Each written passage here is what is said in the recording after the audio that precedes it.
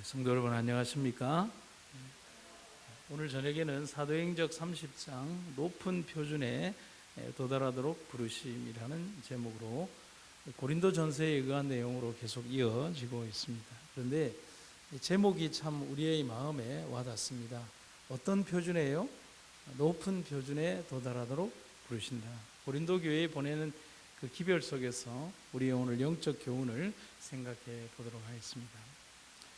바울은 그리스도를 섬김에 있어서 확고한 자제와 엄격한 절제와 또 쇠하지 않는 열심의 중요성을 고린도 신자들의 마음에 생생하게 감명시켜 주기 위해서 그들에게 보내는 이 편지 가운데에서 그리스도인의 싸움을 고린도의 가까이에서 일정한 간격을 두고 열렸던 유명한 경주에 비교를 했습니다.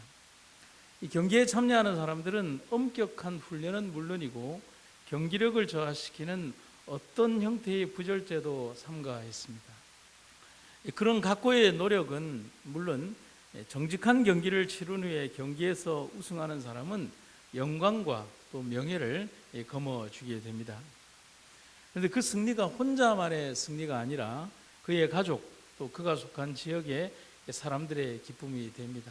우리나라도 그렇죠. 프로야구 구단이 대구를 연고지로 한 구단이 승리를 하거나 부산을 연고지로 한 구단이 승리를 하게 되면 그 구단만의 승리가 아니라 그 지역 전체가 축제 분위기로 가는 것을 보게 됩니다. 그런데 바울이 이러한 원리를 신앙에 적용을 하고 있는 겁니다. 그리스도인 역시 영적 경기에 출전한 선수들이기 때문에 그 경기에서 우승하고 또 이기기 위하여 끊임없이 절제하고 훈련하고 자기를 다스리며 끝없는 노력을 했던 그 운동 경기에 출전한 그 사람들처럼 영적 경기에 참여한 우리들도 그러한 모본의 사람들이 되라고 말을 하고 있는 겁니다. 고린도전서 9장 25절에 보면 이렇게 되어 있습니다.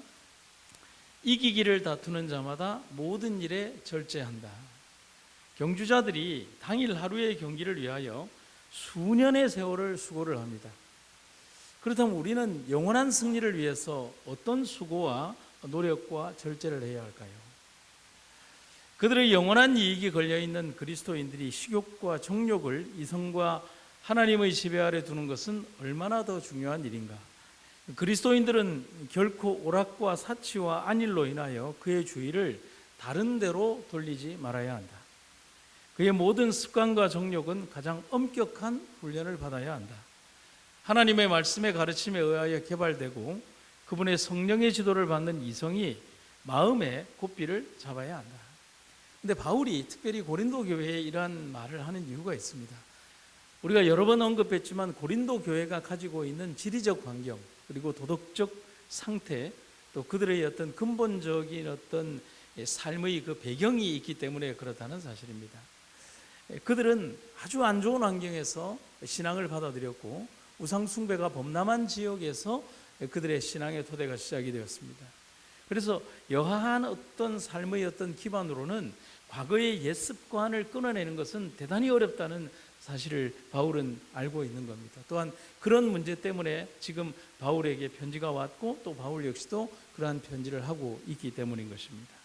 그래서 하나의 습관, 하나의 어떤 노력, 하나의 어떤 절제 이런 모든 것들이 정말 대단한 노력과 열정에 의해서 이루어져야 한다는 것을 말하는 것입니다.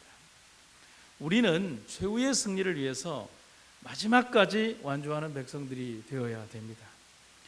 고린도인의 경기에서 경주자들의 최후의 걸음은 속도를 떨어뜨리지 않기 위한 고통스러운 노력으로 점철되었다. 그와 같이 그리스도인도 결승점에 가까이 이를 때 처음 시작할 때보다 한층 더 단호한 결심과 열심으로 앞으로 전진해 갈 것이다. 우리가 100m 경기를 하면 몇 미터 지점을 바라보고 뛰어야 합니까? 110m나 120m 지점을 목표 지점을 하고 뛰어야 전력 질주를 할 수 있습니다. 그런데 인간의 뇌는 참 희한해서요. 100m를 뛰는데 100m를 최종 지점으로 하고 뛰게 되면 이 뇌가 100m 지점이 보이는 그 순간부터 내가 100m만 뛰어야 된다고 생각을 하면 이미 90m 지점부터 브레이크가 작동이 된다는 것입니다. 자동적으로. 그런데 110m나 120m 지점을 보고 뛰면은 100m 지점을 통과한 이후부터 브레이크가 걸리게 된다는 거죠. 여기에도 보면 이렇게 되는 거죠. 경주자들의 최후의 걸음이 뭐를 떨어뜨리지 않기 위하여? 속도를 떨어뜨리지 않기 위한 어떤 노력이요? 고통스러운 노력으로 점철되었다. 마지막 끝지점이 다가오면 다가올수록 그 고통이 증가될까요?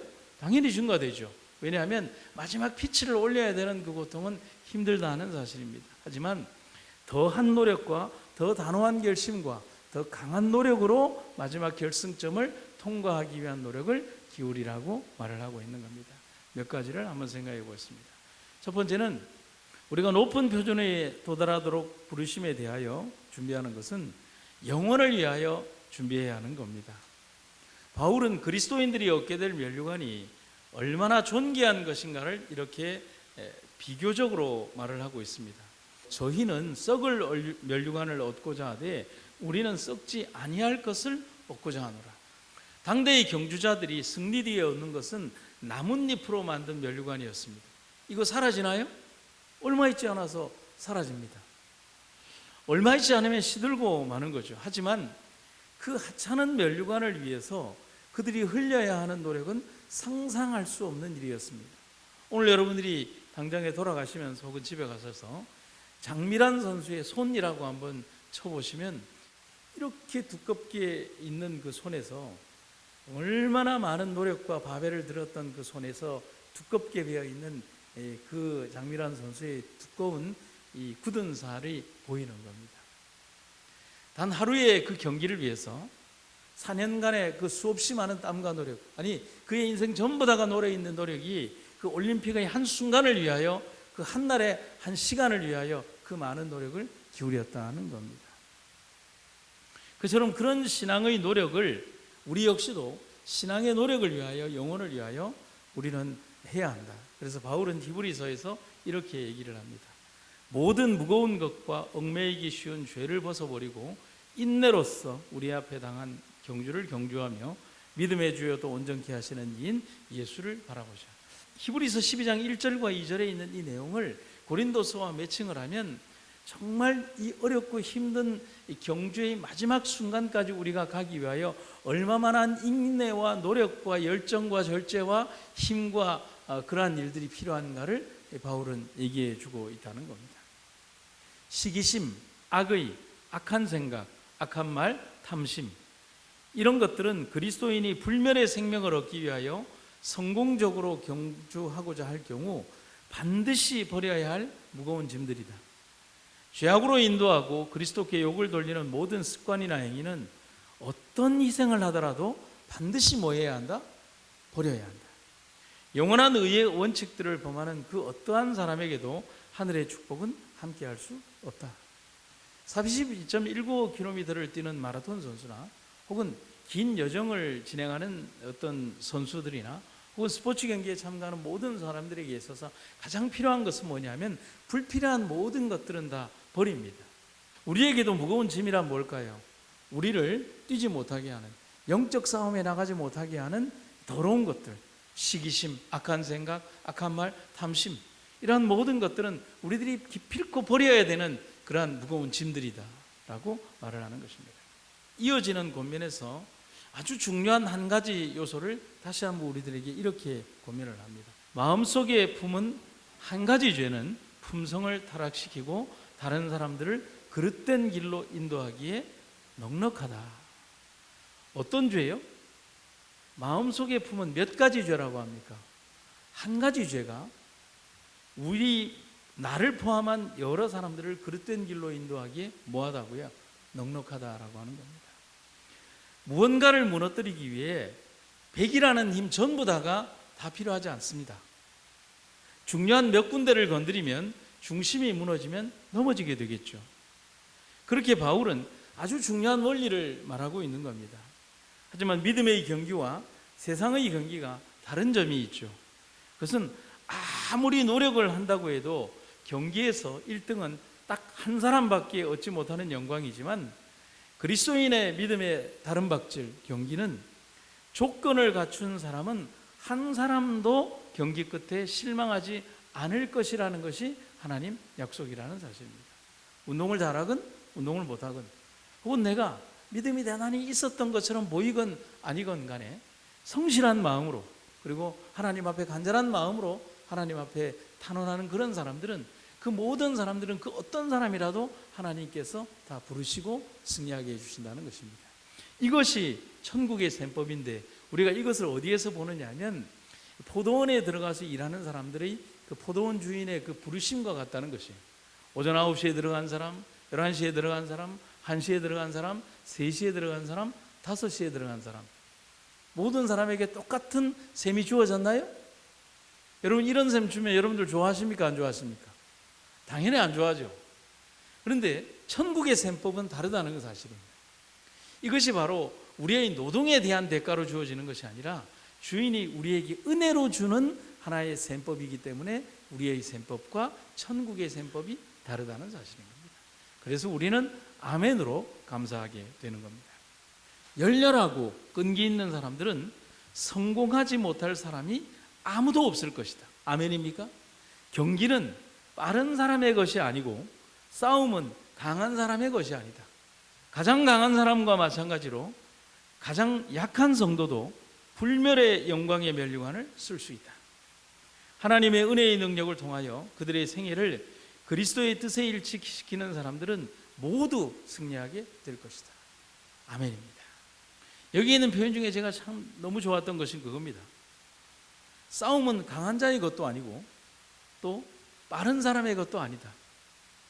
가장 약한 성도도 불멸의 면류관을 쓸 수 있다. 하나님의 은혜입니다. 이것이 바로 하나님 나라의 셈법이라는 겁니다. 그러니까 저 같은 사람도 목사가 되어서 30년 동안 여기에서 능력도 없는데 이렇게 목사로 살아가는 것입니다. 여러분들과 제가 믿음이 있어서 하나님 나라의 대단한 어떤 기별자로 사는 게 아닙니다. 하나님께서 우리를 써주시는 거죠. 능력은 없으나 써주시는 거잖아요. 자격은 안 되는데 품어주시는 거잖아요. 그리고 당신의 의로운 세마포 옷으로 우리의 허물을 가리시면서 나의 의라고 옷을 입혀주시는 거 아닙니까? 그렇다면 우리는 어찌해야 합니까? 중요한 것은 가장 작은 것이라도 소홀히 하지 않는 신앙의 자세가 필요하다고 영감의 기별은 말합니다. 하나님 말씀에 기록된 원칙과 말씀들을 인간의 판단과 입장에서 편리하게 적용하고 빼서는 안 된다는 겁니다. 우리가 하나님의 말씀을 판단할 자격이 있을까요? 여러분과 저에게 그런 권한이 있을까요? 누구에게도 그런 권한은 없다는 것입니다. 생애의 세세한 일에서 하나님의 말씀에 기록된 원칙들을 실행하는 것은 너무도 흔히 중요하지 않은 일로 간주가 된다. 곧 주목을 끌기에는 너무도 사소한 문제로 취급이 된다. 그러나 운명이 걸린 문제라는 점에서 볼 때 도움이나 방해가 되지 않을 만큼 작은 것은 아무것도 없다. 모든 행위는 생애의 승리나 패배를 결정하는 저울에 그 무게를 더한다. 여러분, 똑같은 무게가 천칭이 있다라고 하면 여러분, 여기에서 이 무게의 어떤 당락을 결정하는 것은 엄청나게 무거운 한쪽의 저울추가 아니라 아주 그것의 평형을 깨는 작은 단 1g의 무게라도 한쪽으로 기울게 되면 어떻게 되나요? 무게는 기우는 것 아닙니까? 우리는 작은 것들에 너무나 소홀히 할 때가 있다는 사실이죠. 그 정도는 돼. 혹은 그런 일들은 가능하다라고 얘기를 하면서 우리들 스스로의 표준을 낮추는 일이 있어서는 안 된다는 사실입니다. 마지막 시대가 되면 믿음의 정통성을 부르짖는 믿음의 백성들이 오히려 고리타분한 백성이고 시대를 읽지 못하는 사람들이며 또한 어떤 시대에 역행하는 사람들이라고 우리가 보도될지 모릅니다. 하나님께서 오늘 우리들에게 주신 믿음의 원칙대로 원리와 원칙을 진행하고 수호하는 믿음의 수호자들로 우리 한빛교회가 서 있음을 인하여 주님께 감사드립니다. 두 번째는 우리는 모두 믿음을 경주하는 경주자들임을 잊지 마시기를 간절히 바랍니다. 바울 스스로도 자신을 경기장에서 다른 박질을 하는 열성적인 선수와 같이 자기 자신을 비유를 합니다. 내가 다른 박질을 하기를 향방 없는 것 같이 아니하고 싸우기를 허공을 치는 것 같이 아니하여 내가 내 몸을 쳐 복종하게 함은 내가 남에게 전파한 후에 자기가 도리어 버림이 될까 두려워함이로다. 여러분 여기에서 보면 노란색 글씨 보면 내가 내 몸을 쳐 복종하게 한다는 표현이 있습니다. 그래서 뭐냐면 운동선수의 입장에서 본다면 엄청난 노력과 엄격한 훈련으로 욕망과 충동과 정욕을 격퇴시키는 것을 의미합니다. 여러분 운동선수들이 제대로 된 운동을 한다면요 아마 우리들이 사는 것보다도 훨씬 더 금욕적인 생활을 하지 않으면 그들의 운동생애는 끝이 납니다. 술이나 담배나 혹은 부절제한 생활이나 올바르지 않은 활동들 그리고 정기적인 운동들을 소홀히 하게 되면 그들은 절대로 운동 경기에서 메달을 따거나 훌륭한 선수로 성공할 수 없다는 사실입니다. 제가 옛날에 읽은 책 가운데 어떤 분의 자서전이 있는데 여러분 혹시 기억하시나요? 바람의 아들이라고 했던 야구 선수 이종범 선수 기억하십니까? 아마 해태 타이거스인가요? 그 선수인데 그분이 예전에 썼던 글에 보면 이런 얘기가 있어요. 야구 배트를 쥐고 연습을 하는데 이 야구 배트를 휘두르는 연습을 하는 것입니다. 그러면 고무 타이어를 걸어놓고 야구 배트를 하는데 그것이 제대로 맞는 연습을 하기 위하여 계속적으로 연습을 하는데 얼마나 연습을 했는지 그날 눈이 오는 그 기간에도 밤새도록 연습을 하다 보니 하얀색 설원 위에 자기의 손에서 흘러내린 핏방울이 흥건하게 쌓였다는 그 글을 읽은 적이 있습니다.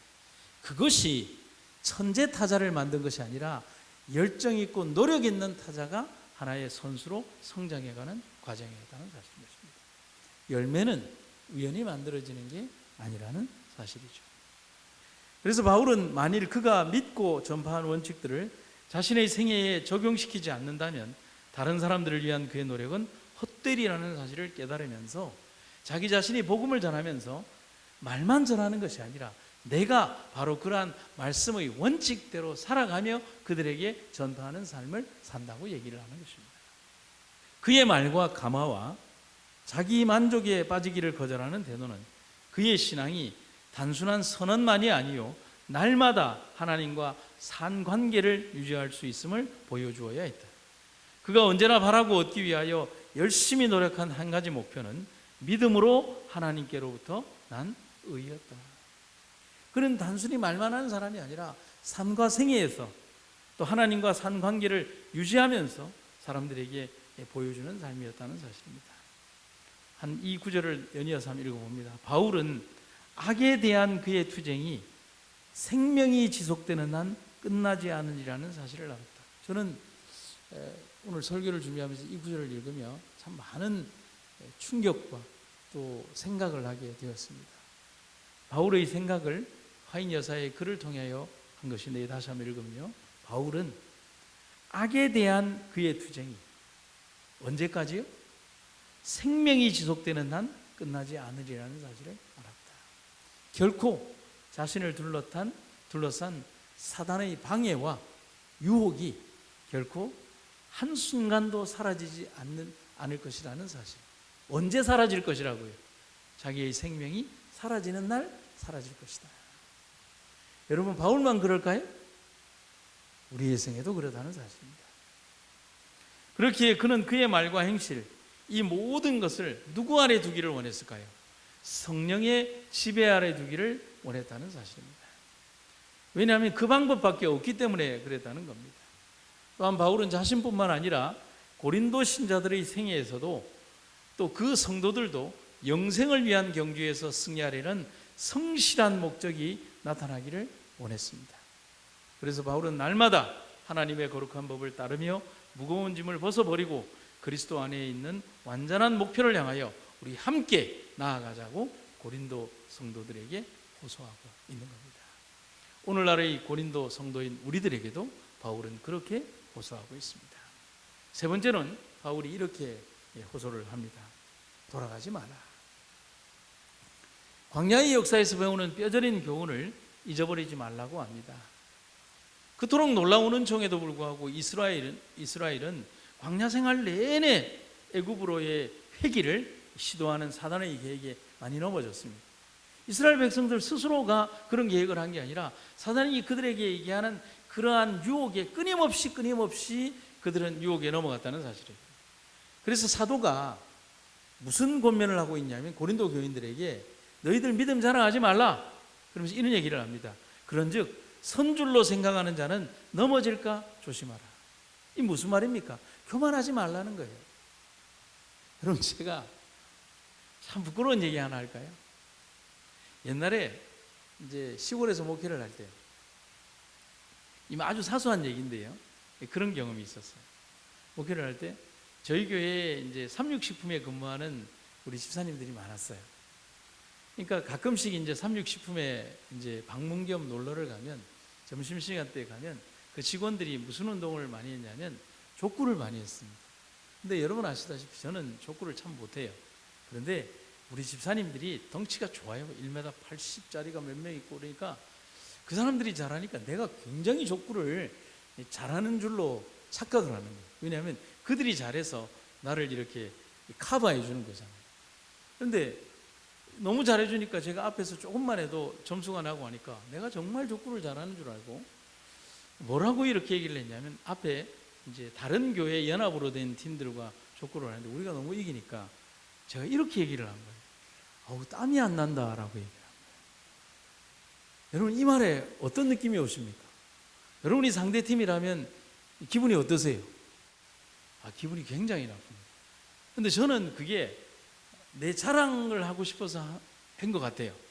그랬더니 앞에 있는 지금은 장로님이신 한 집사님이, 목사님, 너무 그렇게 말씀하시는 거 아닙니다 하면서 제게 그런 얘기를 하는 거예요. 그래서 제가 돌아서 가만히 보니까 내가 엄청난 결례를 한 거예요. 그래서 제가 족구를 끝나고 나서 그분에게 가서 얼마나 크게 용서를 구했는지 몰라요.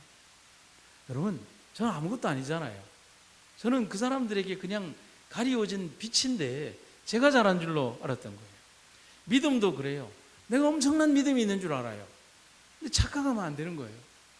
바울이 뭐라고 얘기하냐면, 네가 아니야, 너 선줄로 생각하지 마, 너 넘어지는 거야. 이렇게 받쳐놓은 어떤 받침대에 네가 겨우 서 있는 건데 요거 툭 치면은 넘어지는데 네가 온전히 선줄로 생각하는 거예요. 아울러서 무슨 일에든지 그러면 우리들이 승리할 수 있는 방법은 뭐냐? 바울은 이렇게 고면합니다. 그런즉 너희가 먹든지 마시든지 무엇을 하든지 다 하나님 영광만을 위해 해라. 너 자신의 의의가 아닌 하나님 영광을 위하여 하면 너희들 절대로 쓰러지지 않는다는 사실입니다. 성도 여러분, 오늘날 우리들을 향하여 준 기별이 고린도 교회에 준 기별이 아니라 우리들에게 준 기별인 것 같아서 너무나 감사합니다. 고린도 교회에 보낸 사도의 경고의 말은 각 시대에 모두 적용이 되나 특히 우리 시대에 적용됩니다. 그가 의미하는 우상 숭배는 신상을 숭배하는 것만이 아니요, 자신을 섬기는 것, 안일에 대한 사랑, 식욕과 정욕의 만족을 다 의미한다. 다만 그리스도께 대한 신앙을 고백하고 진리에 대한 지식을 자랑하는 것이 사람을 그리스도인 되게 하는 것은 아니다. 잘 읽어보면 무슨 말이냐면, 평범한 신앙이지만 잘못된 기초에 서 있는 신앙이 이런 신앙인 거예요. 말로만 하는 거예요.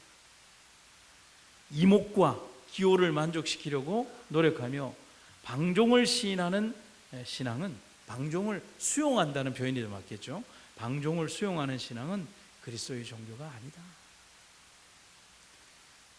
그때 이 고린도 교회 성도들이 바로 그러한 교만 속에서 그들 스스로의 모습을 잃어버리고 살았다는 것입니다. 이제 마지막 교훈을 생각해 봅니다. 우리는 한 지체입니다. 사랑으로 함께 용납하고 안아주어야 합니다. 연결된 지체는 각자의 일을 하지만 하나의 고통은 전체의 고통이 됩니다. 그래서 바울은 고린도 교회를 향해서 너희들 다투거나 싸우지 말아라. 너희들은 한 몸이지 않느냐.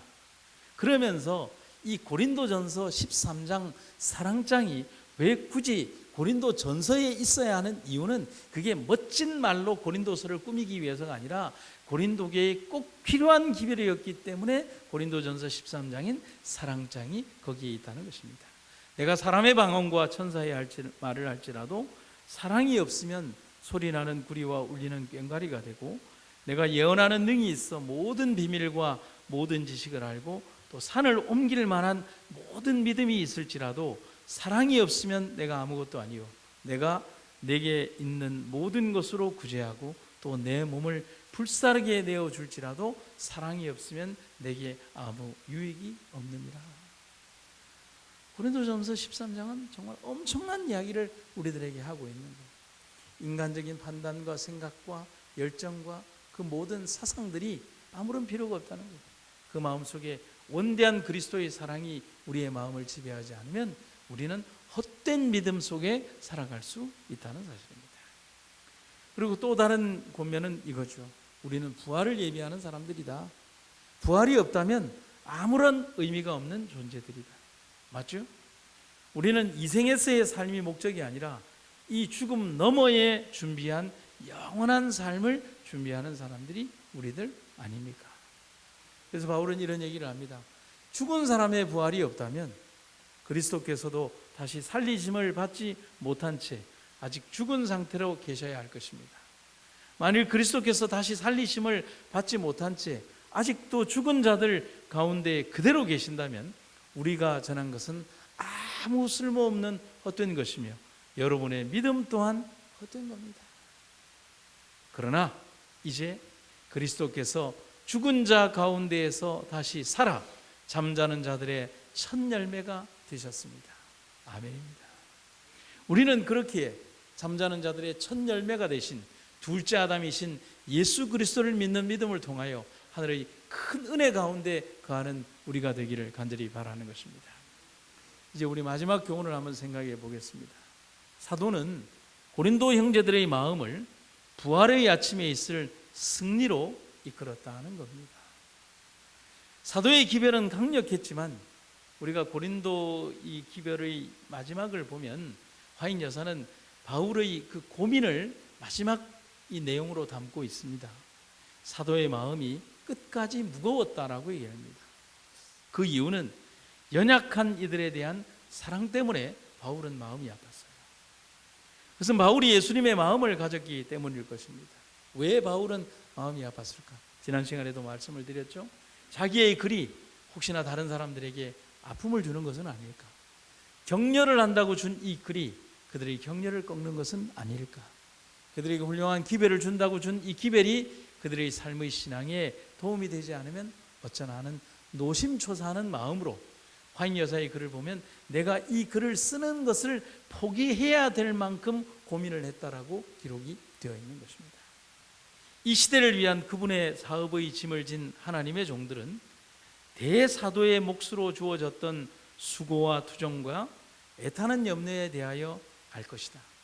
교회 가운데에 있는 분열로 번민하고 그가 동정과 지지를 보낸 사람들 중 어떤 이들로부터 배은망덕과 배반을 당하며 악이 잠복하고 있는 교회들의 위험을 깨달음으로 죄를 책망하는 면밀하고 엄중한 증언을 할 수밖에 없었으나 그와 동시에 그가 너무나 가혹하게 다루지나 아니하였나 하는 두려움으로 가슴이 무거웠다. 그는 근심에 떨면서 그의 기별을 받은 곳으로부터 고린도로부터 어떤 소식, 복음이 오기를 고대하였다. 여러분 오늘 30장이 이 글로 마무리되고 있습니다. 너무 아름답지 않습니까? 그래서 저는 이 마지막에 제 원고를 이렇게 썼습니다.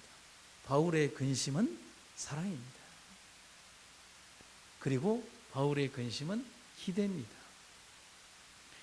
누구도 꺾이지 않고 주님께로 오기를 바라는 간절함이 바울의 근심과 사랑의 주제입니다. 누구의 마음이죠? 예수님의 마음인 것입니다. 그것이 고린도에 편지를 보낸 바울의 마음이며 예수님의 마음입니다.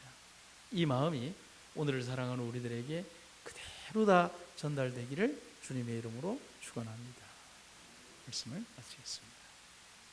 사랑의 아버지, 우리를 더 높은 부르심으로 이끄는 하나님의 귀한 기별을 인하여 감사드립니다. 우리의 생애 가운데 함께 하시는 하나님의 놀라운 사랑과 은혜를 기억하도록 도와주시고 애타는 마음으로 백성들의 회개와 선한 삶을 위하여 노심초사하는 사도의 그 아름다운 마음이 오늘의 생에 그대로 전달될 수 있도록 주님 인도하여 주시옵소서. 삶에서 우리가 지고 가는 무거운 짐들 다 내려놓고 주님 안에서 생애하고 살아가는 우리들 되게 하여 주시고 하늘의 고귀한 은혜 가운데 우리의 삶을 인도하여 주시옵소서. 주의 자비하심과 주의 은혜를 감사드리며 예수님의 이름으로 기도드립니다.